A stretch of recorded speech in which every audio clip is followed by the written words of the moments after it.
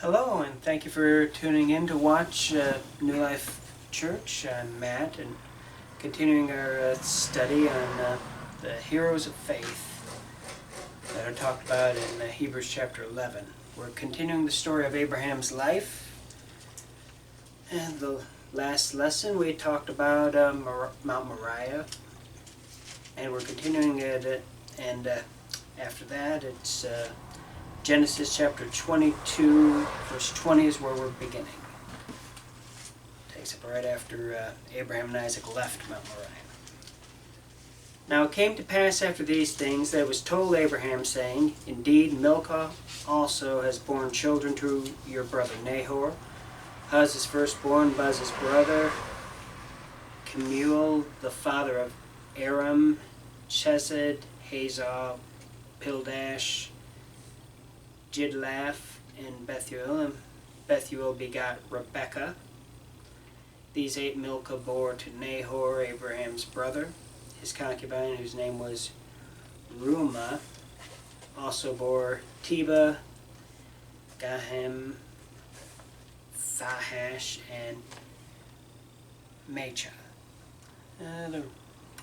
It talks a little bit about his family, and the most important thing for Abraham's life, it's really more for Isaac's life, was the mention of Rebekah. That is the Rebekah that he would marry. And we'll get to that later in this lesson.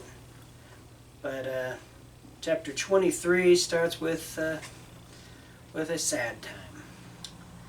Sarah lived 127 years. These were the years of the life of Sarah. So Sarah died in Kirjath Arba, that is Hebron, in the land of Canaan. And Abraham came to mourn for Sarah and to weep for her.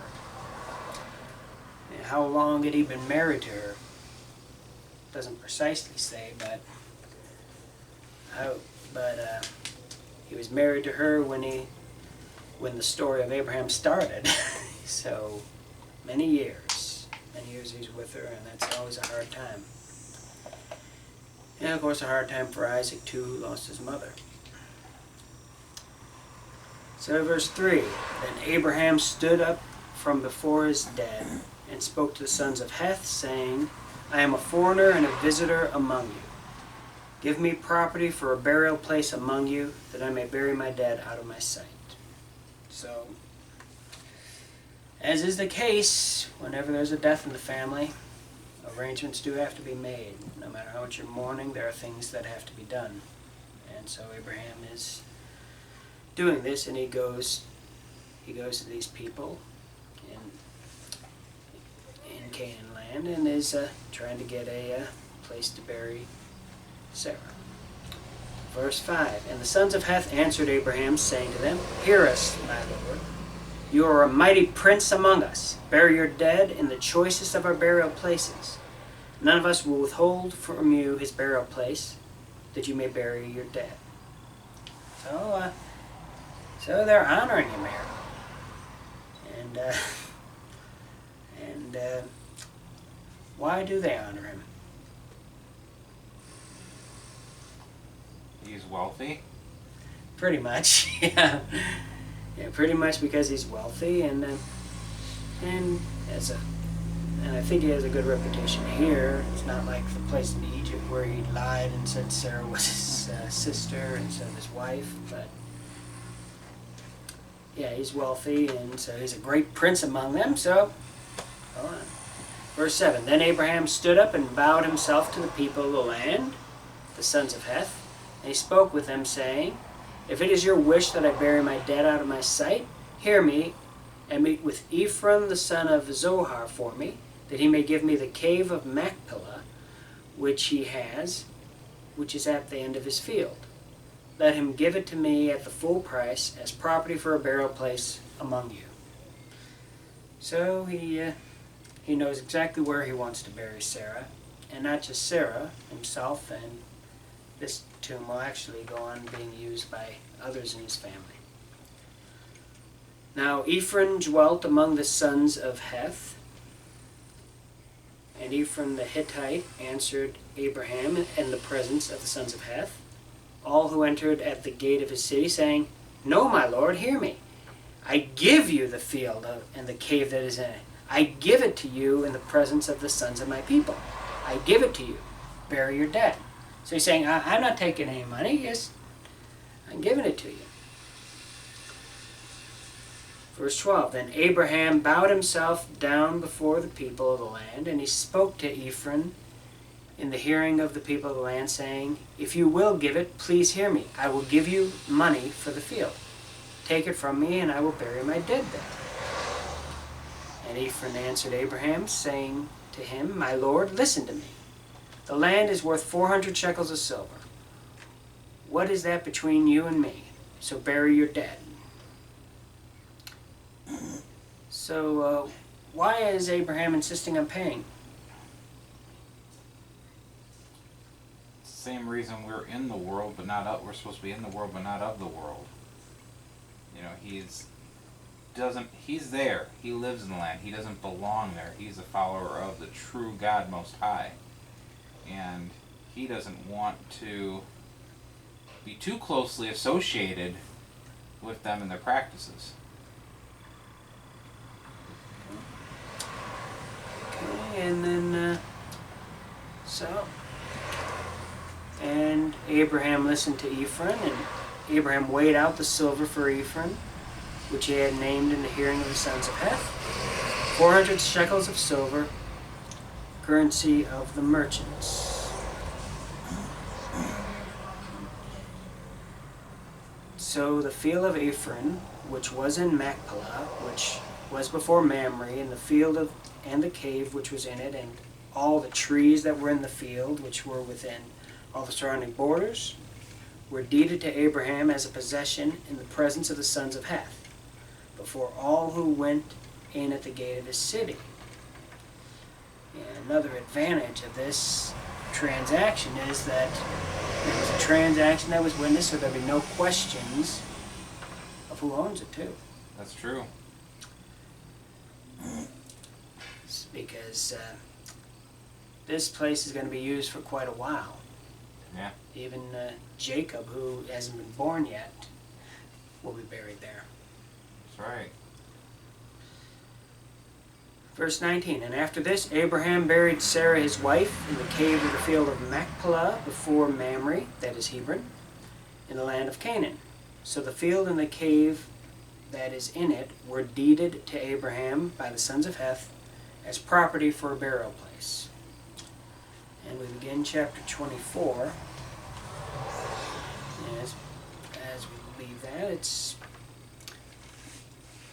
there's not much more to say about that, except that there are things that have to be done after someone in the family has passed away. But Sarah's life, you can find faults in her, but she served the Lord and was later on referred to in the New Testament as an example to follow. But chapter 24 begins, now Abraham was old, well advanced in age. Yeah, he was. He was 100 when Isaac was born, and you'll see what's going on now.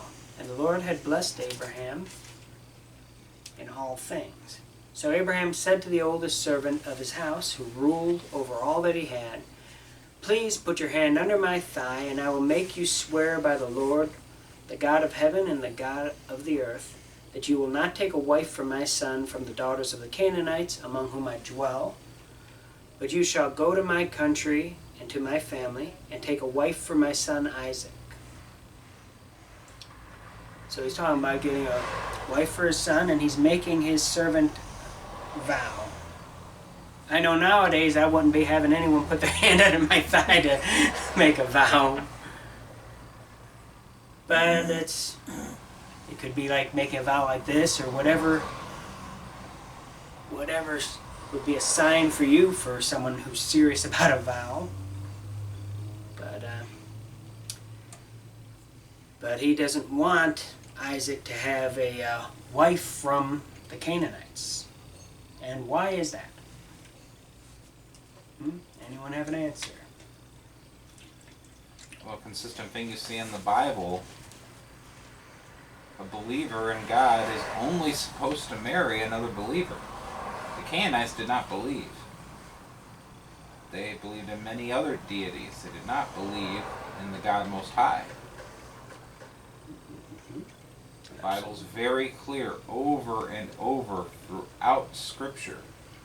Christians are not supposed to marry unbelievers. And that starts right here. Yes, that's true. But a lot of Christians, unfortunately, apparently believe in Cupid. That if they get the bug, they like that person, they are infatuated with that person, then their character doesn't matter, their beliefs don't matter, nothing matters except their feelings. The Bible very clearly teaches that you don't follow your feelings, you follow God. That's right. Feelings let you know you're alive, but they don't control your life. Okay, so verse 5.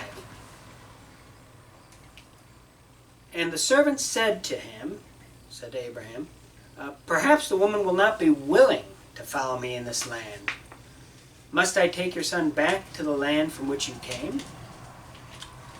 This person actually used his brain. A lot of times people make a vow that they can't completely control everything. They'll make a promise that there is no way for them to know that they really will be able to fulfill it, even if they intend to. So yes, he was willing to take the trip. He was willing to find these people, talk to them, try to find Isaac a wife. But if she's not willing to go, he's not going to kidnap her, you know. So he asked, so what if she's not willing to come, you know? And sometimes we ought to think about what we're promising before we make a promise. You know? So he's clarifying this. He will do everything in his power, but what should he do? And then he asked this question, should I bring your son back there? But Abraham said to him, beware that you do not take my son back there. Why not? That's not where Isaac belonged. God called Abraham out of Ur of the Chaldees, out of that area, to Canaan, where his family would become a nation there, where, through Isaac and later on through Jacob. That's where he was supposed to be. Plus, going back to that area was an area where the true God was not worshipped. Maybe in that family, but not. And even that family, there were some problems. As you later on see in the story of Jacob, they had family idols. Otherwise, Rachel wouldn't have been able to steal a family idol if there wasn't one there.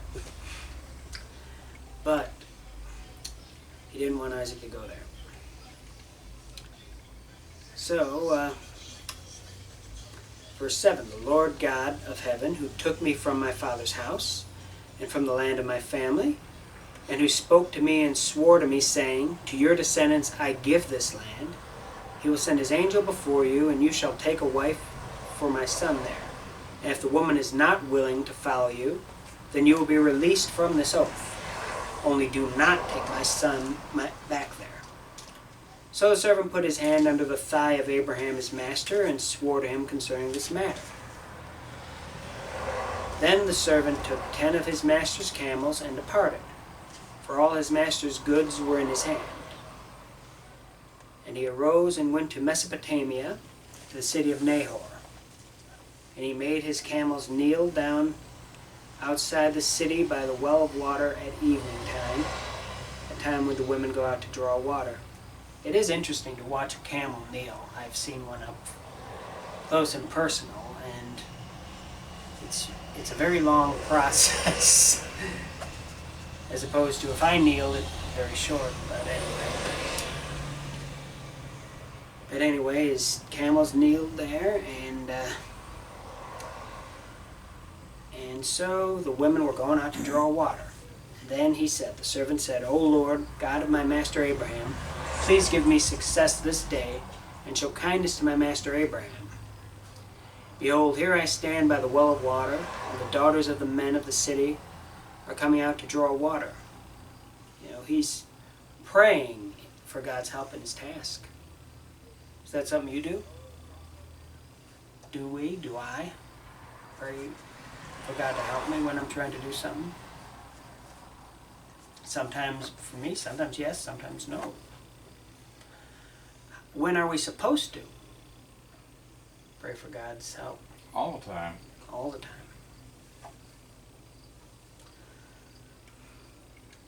Now let it be that the young woman to whom I say, please let down your pitcher that I may drink, and she says, drink, and I will also give your camels a drink, let her be the one you have appointed for your servant Isaac. It's interesting. This woman he's looking for is hoping that she'll not just care for him, but even for his animals.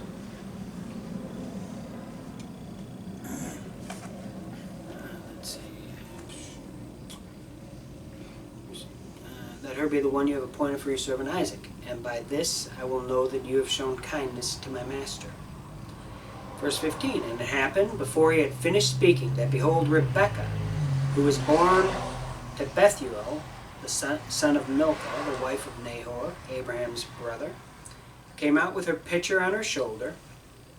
Now the young woman was very beautiful to behold, a virgin, no man had known her. And she went down to the well, filled her pitcher, and came up. And the servant ran to meet her and said, please let me drink a little water from your pitcher.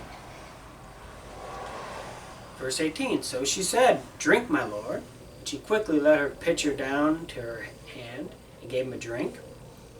And when she had finished giving him a drink, she said, I will draw water for your camels also until they have finished drinking.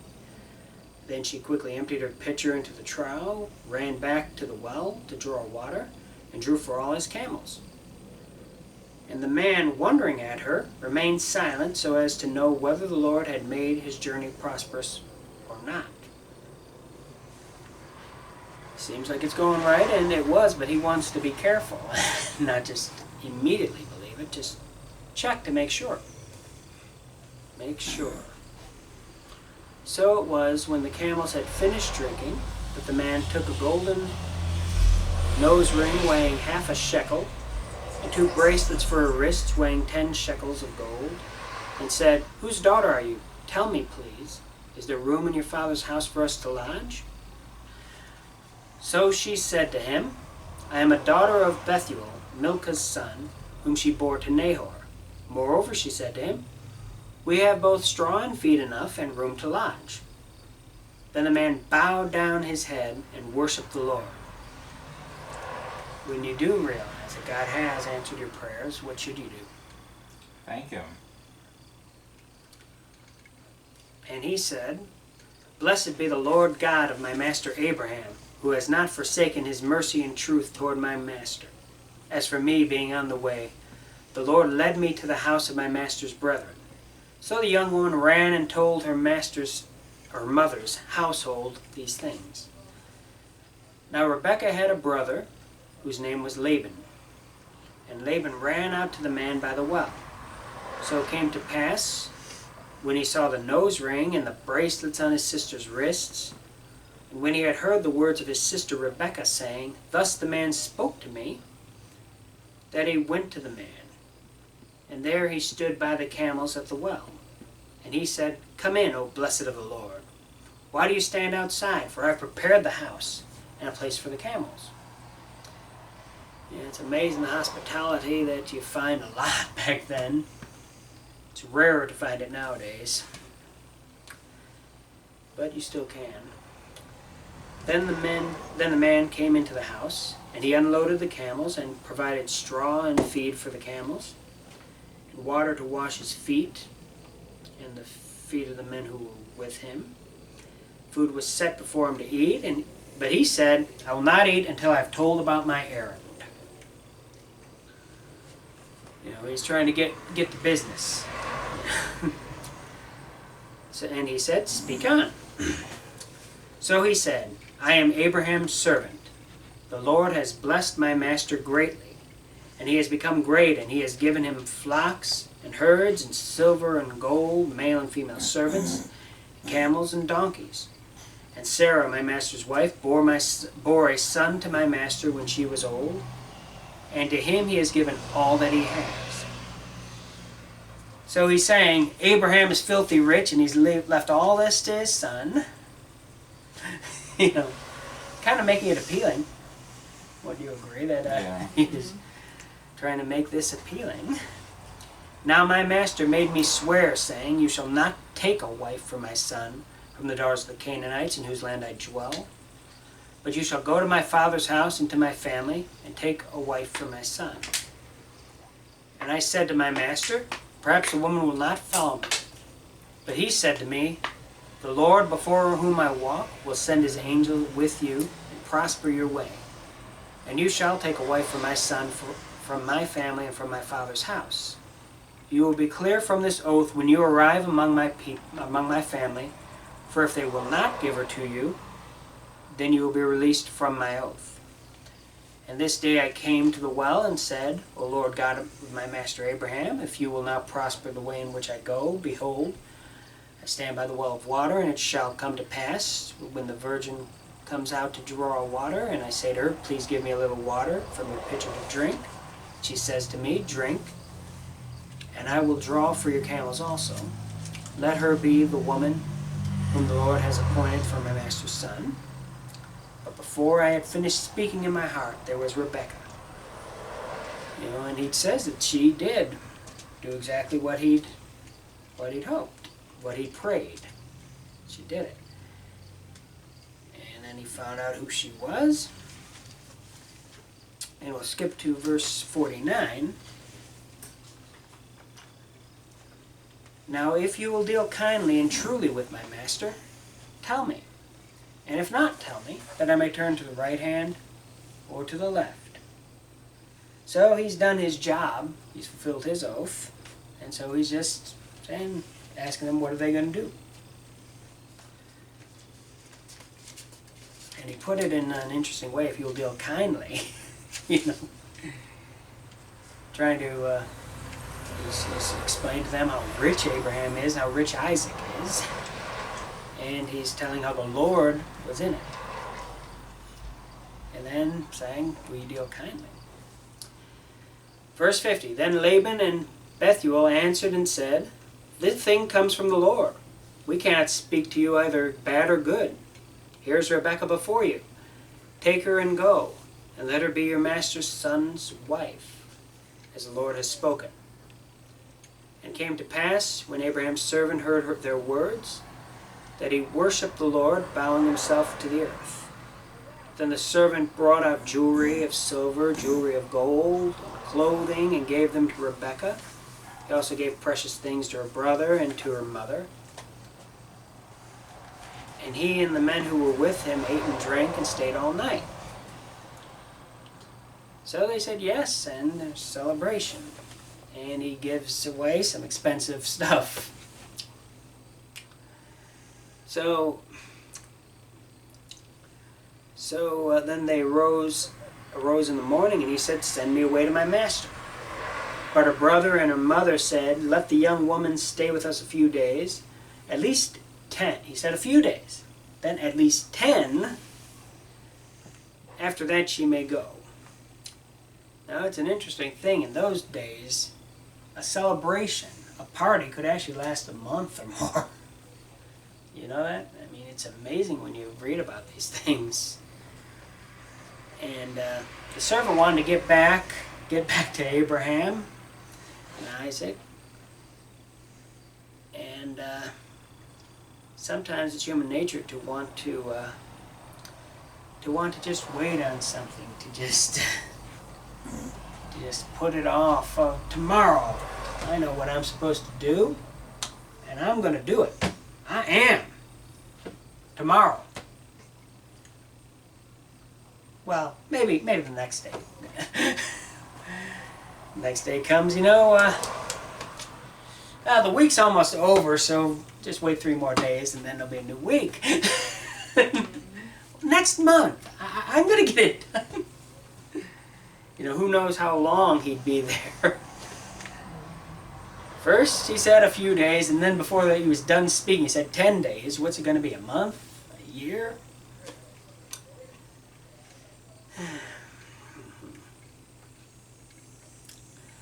Verse 56. And he said to them, do not hinder me, since the Lord has prospered my way. You know, God has shown him that he's going the right way, and God has prospered what he's doing, and it's time to go. So, do not hinder me, since the Lord has prospered my way. Send me away, so that I may go to my master. So they said, we will call the young woman and ask her personally. Then they called Rebekah and said to her, will you go with this man? And she said, I will go. So they sent away Rebekah their sister and her nurse, and Abraham's servant and his men. And they blessed Rebekah and said to her, our sister, may you become the mother of thousands of 10,000s, and may your descendants possess the gates of those who hate them. Well, grandmother or something, she didn't have thousands upon thousands, and I don't think she really would have wanted to have thousands upon thousands of children. Easy for a man to wish that, huh, Esther? Yep. Then Rebekah and her maids arose, and they rode on the camels and followed the man. So the servant took Rebekah and departed. Now Isaac came from the way of Beer Lahai Roi, for he dwelt in the south. And Isaac went out to meditate in the field in the evening, and he lifted his eyes and looked, and there the camels were coming.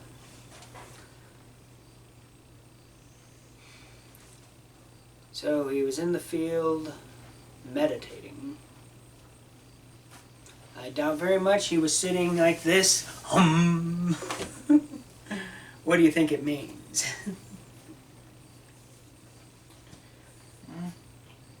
Reflecting on the goodness of God, the blessings of God, what he's learned about God.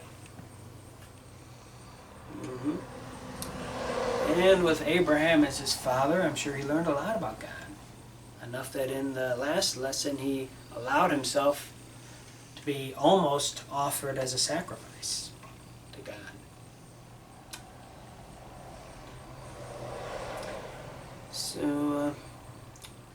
So he saw the camels coming, verse 64.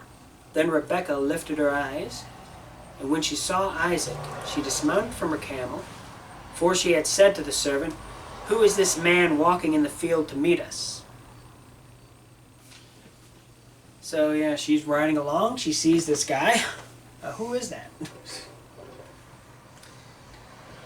Servant said, it is my master. So she took a veil and covered herself. Yeah, brides have been wearing veils for a very long time. And the servant told Isaac all the things that he had done. Then Isaac brought her into his mother Sarah's tent, and he took Rebekah, and she became his wife. And he loved her. So Isaac was comforted after his mother's death. So, what do we learn about this? One thing I haven't touched on yet is, or a little bit, the character of Rebekah. So, how did she respond to all this? Well, first off, even before all this, she had a servant's heart. Yeah. She wasn't asked to tend to his camels. She volunteered. Mm-hmm. A servant's heart and a caring person, you know. A lot of people might not even think about the camels, you know.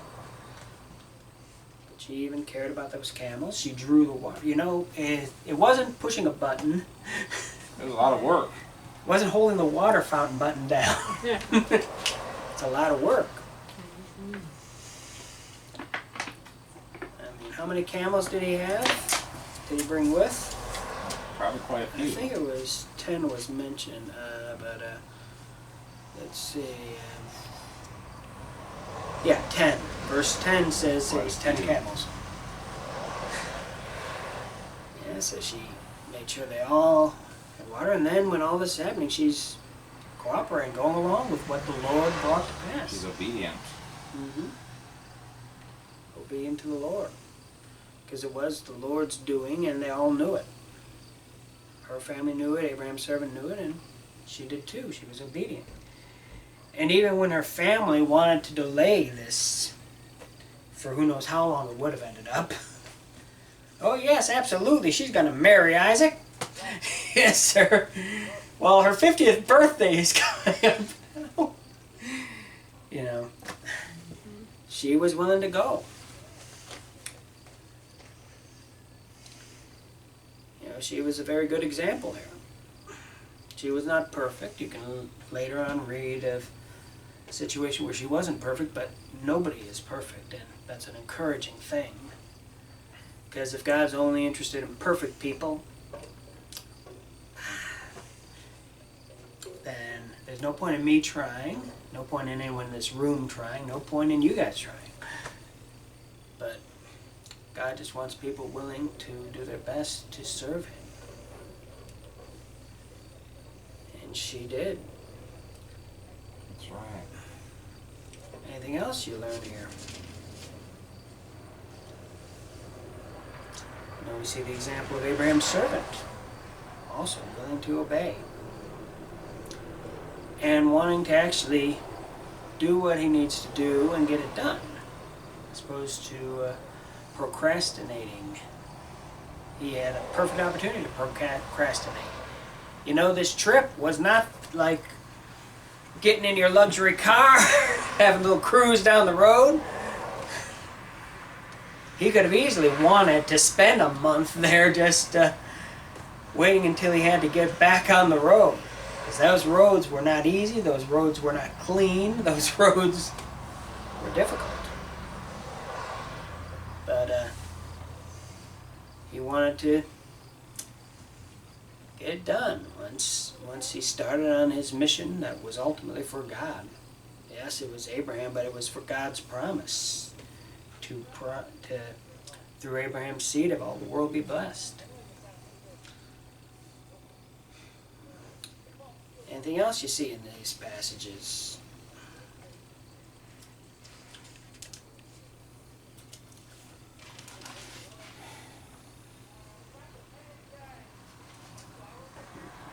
Those servants,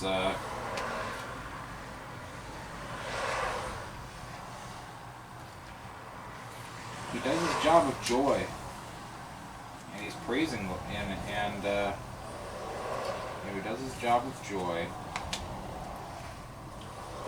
He's not just serving because he has to. He loves his master, and he's committed to the mission. Yes, absolutely. The way we should be towards our God. Mm-hmm. So what we see here is examples of being committed to God, to joyfully serving the Lord, to doing His will. And that's what I hope all of us are doing. All of us are willing to joyfully serve the Lord. If this has been a blessing to you, please like this, share it, subscribe, comment, talk us. We'd love to hear from you. Share it with other people so that they can hear God's word too. And I will close in prayer.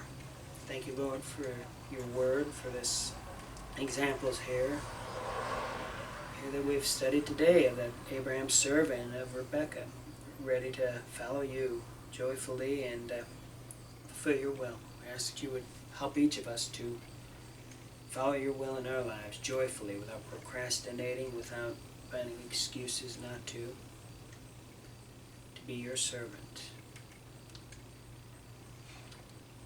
If anyone there is not saved, please talk to us. It's very easy to turn your life over to the Lord. Romans 10:9 simply says that if you confess with your mouth and believe in your heart that God's raised him from the dead, you'll be saved. So today is the day of salvation. Please talk to us about it. We'd love to hear from you. So until next time, walk with God.